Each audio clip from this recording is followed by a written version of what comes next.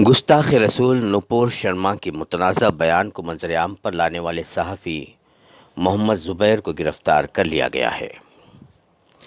ناظرین، خبر کے مطابق انڈیا کے مشہور و معروف صحافی محمد زبیر،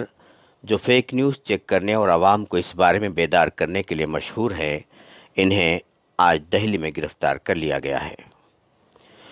آلٹ نیوز کے کو فاؤنڈر پرتیک سنہا کے مطابق سن 2020 کے ایک کیس کے سلسلے میں دہلی اسپیشل سیل میں تفتیش کے لیے انہیں طلب کیا گیا تھا،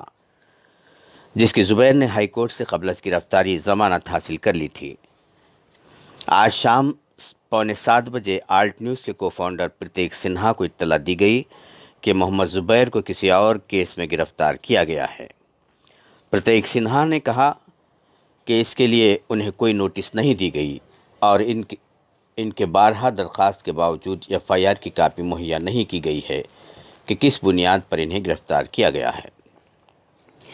تاہم دہلی پولیس حکام کا کہنا ہے کہ محمد زبیر کے خلاف ٹھوس ثبوت ہونے کی وجہ سے انہیں گرفتار کیا گیا ہے